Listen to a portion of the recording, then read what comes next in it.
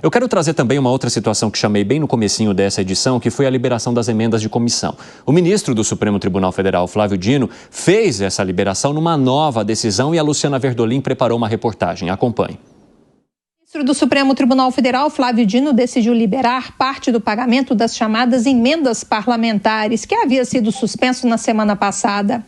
A chiadeira foi geral, dos próprios deputados e senadores e associações de municípios. O ministro lembra que a regra que determina a obrigatoriedade de uma conta específica para depósito do dinheiro não é nova, mas diante do tempo realmente curto para resolver o problema, ou seja, antes do dia 31, será dado um prazo maior para adequação.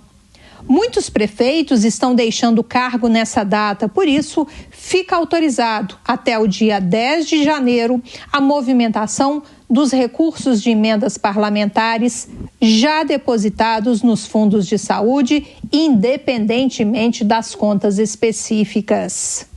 Na decisão, Dino argumentou que decidiu liberar parcialmente as emendas para evitar insegurança jurídica, mas ressaltou que considera evidente a nulidade insanável que marca o ofício encaminhado pelo Legislativo ao Executivo brasileiro. Os seus motivos determinantes são falsos. O caráter nacional das indicações das emendas exigido pelas regras do Congresso não foi aferido pela instância competente. As comissões e o procedimento adotado não atende às normas de regência. O ministro ainda falou em ápice de uma balbúrdia quanto ao processo orçamentário certamente inédita. Pela decisão do ministro do Supremo, a partir do dia 11 de janeiro, não poderá haver qualquer movimentação, a não ser a partir das contas para cada emenda parlamentar, conforme já determinado pelo Supremo Tribunal Federal. Flávio Dino autoriza ainda o imediato empenho, até a próxima terça-feira, dia 31 de dezembro, das chamadas emendas impositivas para a saúde, independentemente da existência ou não das contas específicas. Os pagamentos, no entanto, só serão feitos depois de regularizada a situação. Em resposta às críticas de interferência indevida, o ministro afirma que não se trata disso, que o Supremo Tribunal Federal não pode abrir mão de impedir que interesses individuais se sobreponham aos interesses públicos. De Brasília, Luciana Verdolim.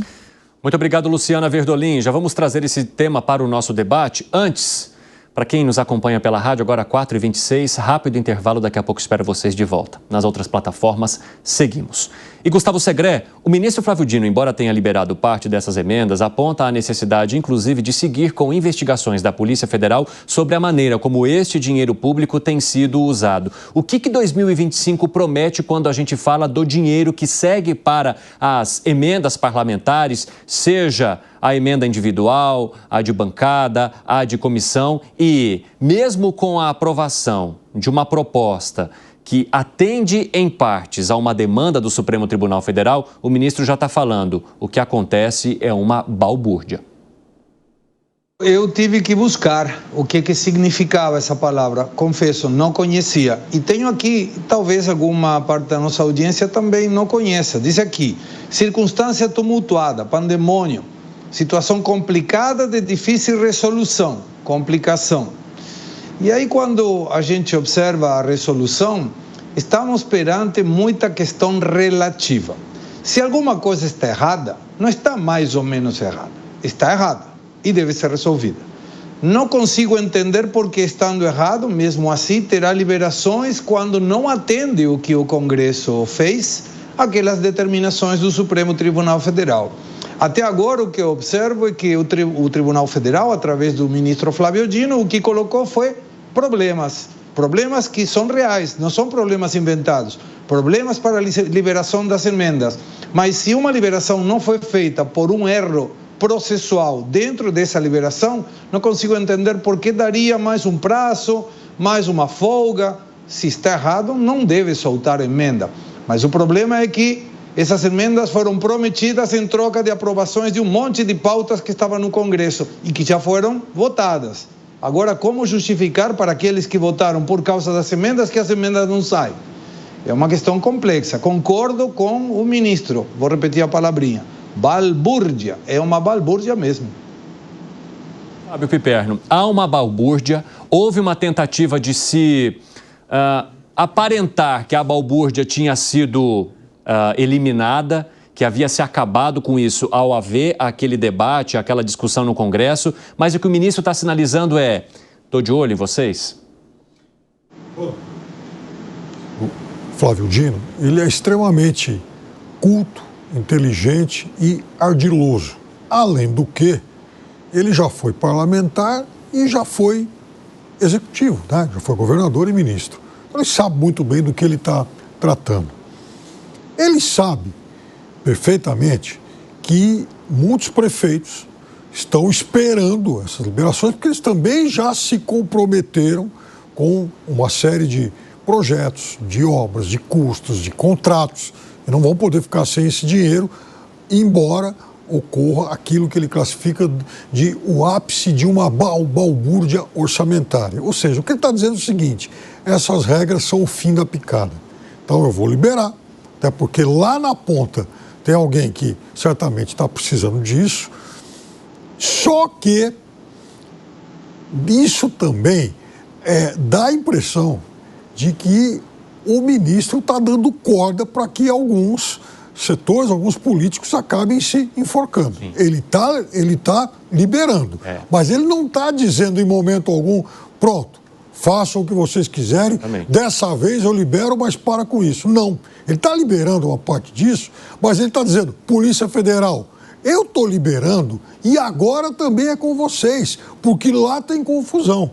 Então, vamos agora aguardar os próximos passos, porque essa questão não se encerra com essa liberação. Isso vai continuar. Exatamente. Agora eu quero saber de você, Kriegner, se essa situação coloca num balaio bem difícil, com problemas difíceis de se resolver, tanto o Congresso Nacional, que está batalhando com o que pode, com todas as armas que tem, para manter a liberação dessas emendas parlamentares, mas também para o governo, que de certa forma se coloca ali como uma vítima da emenda parlamentar, mas que em determinado momento, quando há uma negociação importante a ser feita, também procura alguns caminhos, alguns atalhos para garantir que esse dinheiro chegue aos parlamentares, mesmo com o olhar de repúdio do ministro do Supremo Tribunal Federal. Olha, Evandro, essa movimentação por parte do ministro Flávio Dino, ela está fazendo cair um castelo de cartas que estava ali muito bem estabelecido, né? E que já estava sendo conduzido há muitos anos, não é novidade no país. E o que eu quero dizer com isso o Congresso estava muito acostumado, recentemente abraçou a inovação aí das emendas PIX, e aí todas essas transações que ninguém sabe para onde foi ou para o que foi aplicado, então é um cenário muito complicado. O governo federal se beneficiou disso, liberando mais emendas e aí fazendo disso uma grande plataforma para a conquista de apoio dentro do Congresso.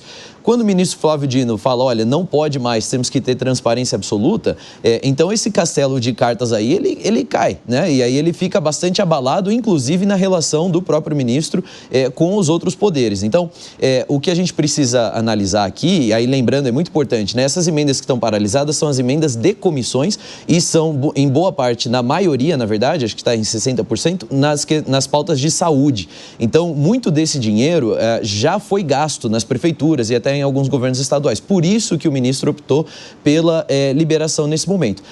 O ponto-chave aqui é que as investigações não podem parar. A Polícia Federal precisa ser célere, precisa ser muito específica para saber, dentro do dinheiro que já foi empenhado e já foi liberado, existe algum tipo de desvio, existe algum tipo de corrupção? Porque não é apenas, o problema aqui não é só a paralisação do dinheiro, é um padrão de gasto irresponsável e não transparente que tem se perpetuado ao longo dos anos nessa farra das emendas parlamentares que a gente está vivendo aí. É isso que a gente tem que manter o foco. E, para isso, a investigação da Polícia Federal é muito bem-vinda. Aliás, Fábio Piperno, eu acho que essa é uma das principais preocupações do Congresso neste momento. Não apenas mudar a maneira como vai ser feito daqui para frente, mas principalmente olhar para o que já foi feito, para as emendas que já foram pagas e executadas e se há irregularidade em boa parte delas.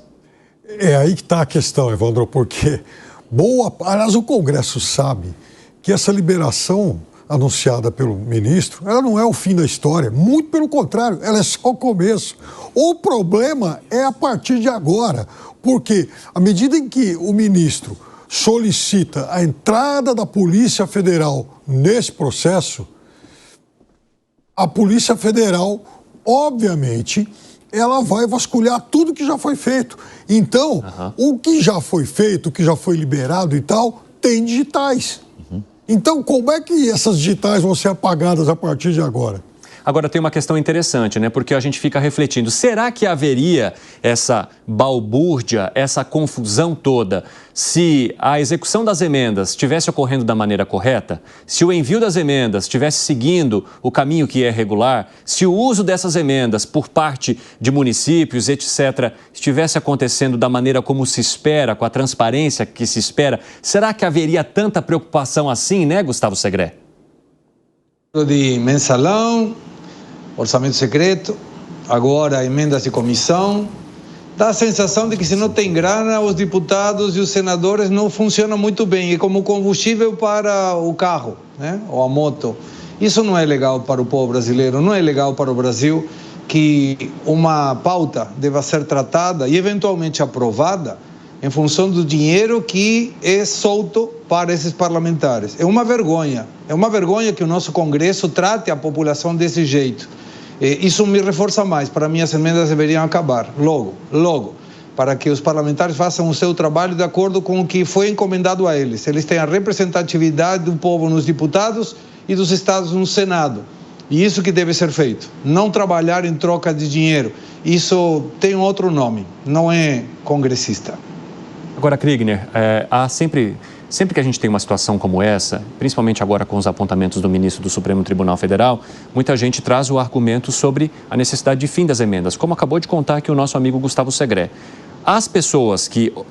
Há outras pessoas que dizem, não, as emendas elas são importantes também, porque elas garantem que obras que talvez não pudessem ser executadas pelas cidades, pelos municípios e outras situações que precisam ser resolvidas, acesso à saúde, à educação e etc., possam ser garantidos por meio das emendas parlamentares, mas quando o dinheiro é usado da maneira correta. Você entende que acabar com as emendas seria ou poderia ser um caminho para acabar com a possibilidade de corrupção no uso das emendas? Exclusivamente não. Eu acho que tem um ponto aí, Evandro, que é o seguinte, é a forma como o orçamento está organizado e aí isso volta de novo para a questão do Pacto Federativo. Todo o dinheiro, né, que vai para Brasília, aliás, é muito dinheiro dos estados e dos municípios que vai para Brasília.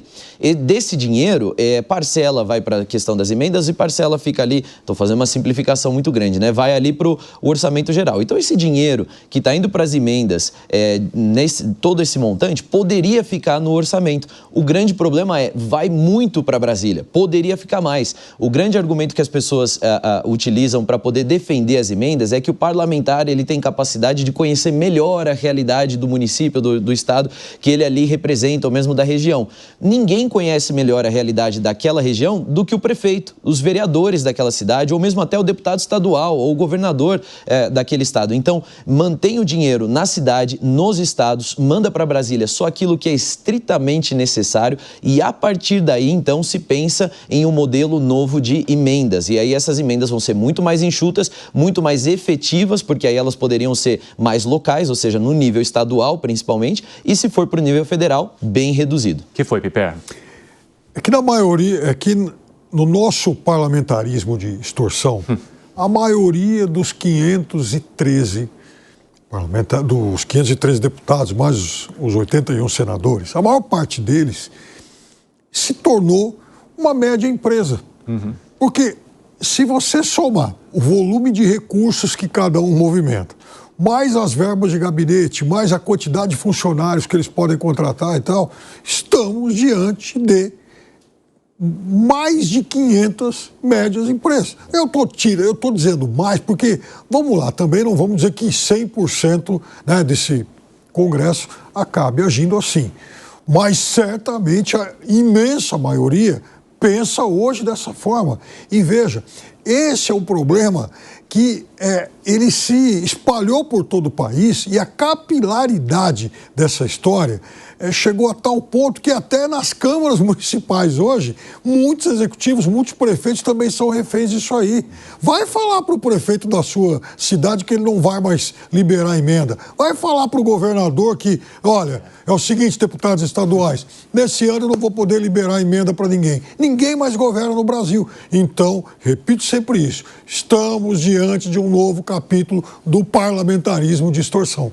Fala, Segré. Não encontrou nenhum nexo entre as emendas de comissão e organizações não governamentais. E tem muitas.